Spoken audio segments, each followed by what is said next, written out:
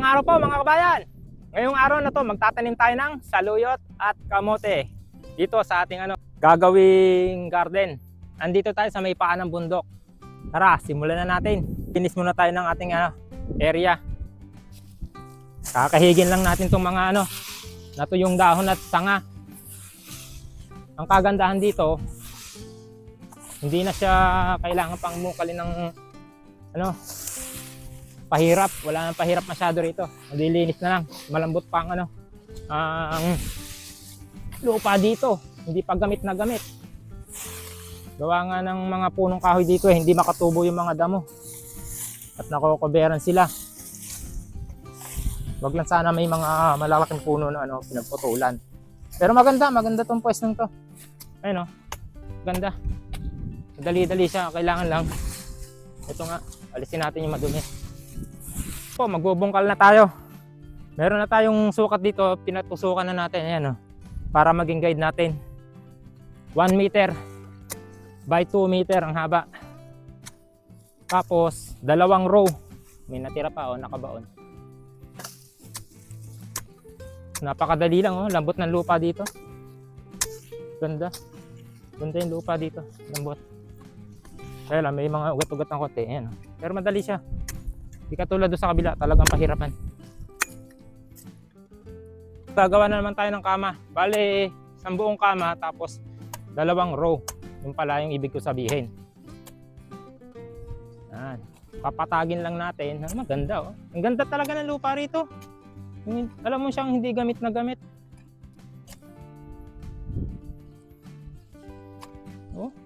Grabe. Baling batake.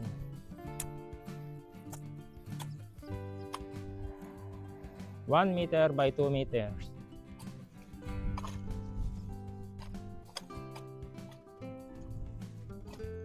Lang natin ang ating organic fertilizer. Ito. Para sa masustansyang paglaki nila. Pagkatapos ito, plastic mulch naman. Pantayin muna natin siya, papantayin.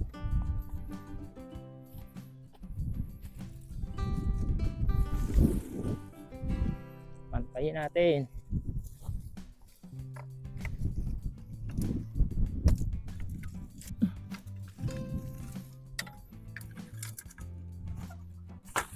Okay.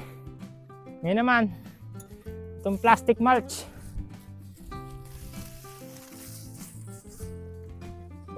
Panama lang Ganda. Goods na naman yung pagkakagawa natin.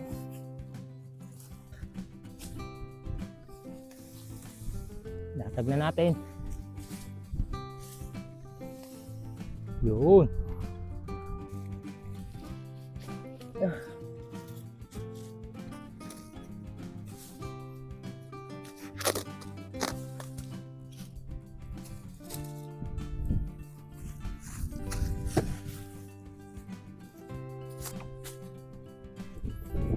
Takloban na natin tong plastic ng lupa.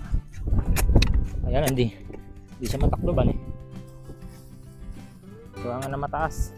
Tayo sa kabila.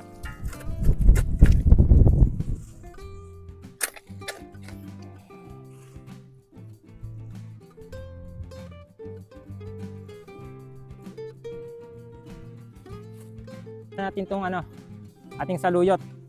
Tapos gumawa na rin tayo ng guide para hindi tayo maligaw. Ayan, nilagyan natin ng bato. Bali dyan natin lalagay kada butas. Tapos yung saluyot, malilit to Kaya magtatagal tayo dito. Yan butasan na po natin.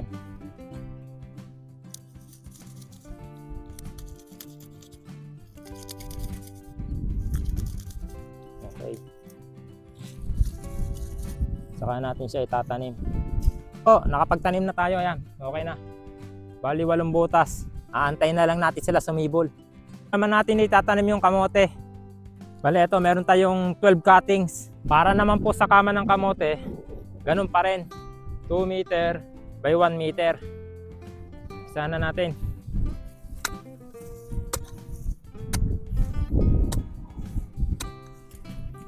2 rows, tapos 12 lang butas. Ay, 12. Oo nga, tama, 12. Tega-6.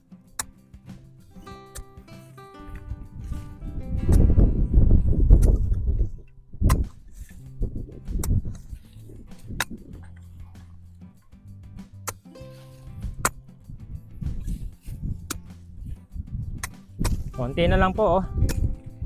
Tayo makakatapos din dito. Ganda. May mga ugat nga kaya ang madali siyang putulin. Hindi katulad sa kabila, buhay na buhay. Ipapantayin na lang natin to para malagyan na natin ng pataba tapos plastic mulch. Saka natin itatanim yung ating kamote. Hinihingal po ang inyong kapartner. Ano, ganda ng lupa rito, maganda.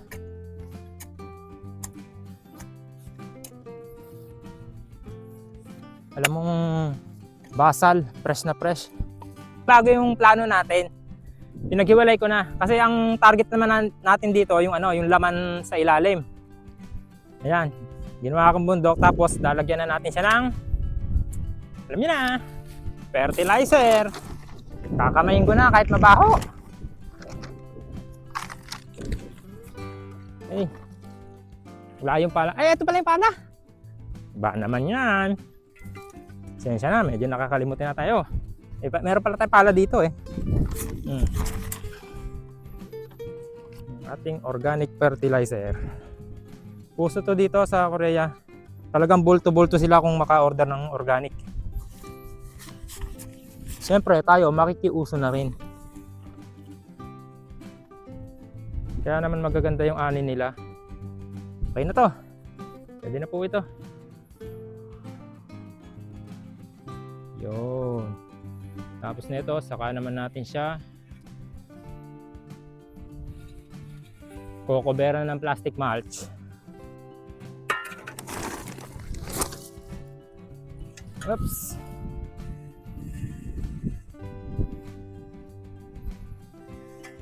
Okay. Magpa-plastic mulch na po tayo.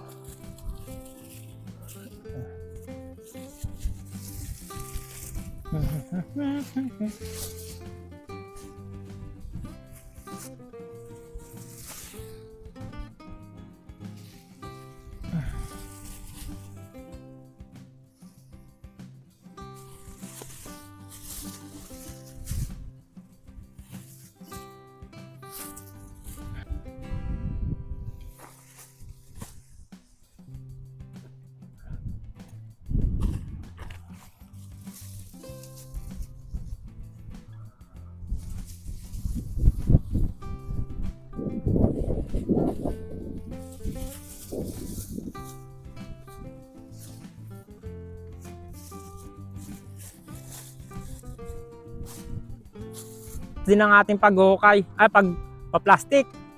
Ayos na. Tapos nabutasan ko na ng tiga-6. 6. Yan. Tapos ito ng kamote yung tatanim natin. Pa-slide to. Slide lang natin. Ito, meron tayo stick, oh. Tara. Ayun. Ganun daw ang tamang pagtatanim, pa-slide. Hindi siya patusok. Madali lang naman. Slide. Yo. Ayos na po. Okay na. Ang susunod naman natin yung pagdidilig.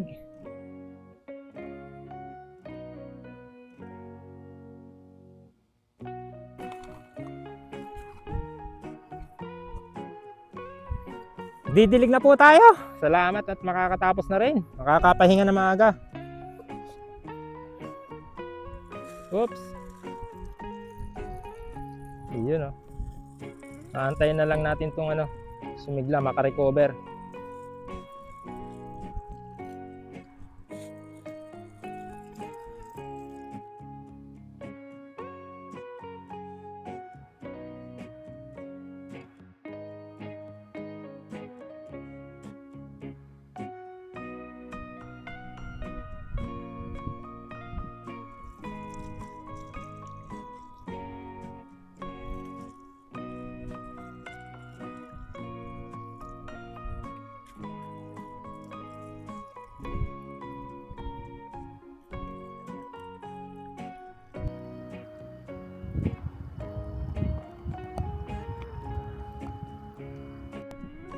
successful po yung ating pagtatanim ng saluyot at kamote.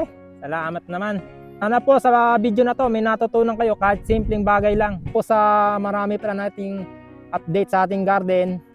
Huwag po kayo mawawala sa susunod na video. Bye!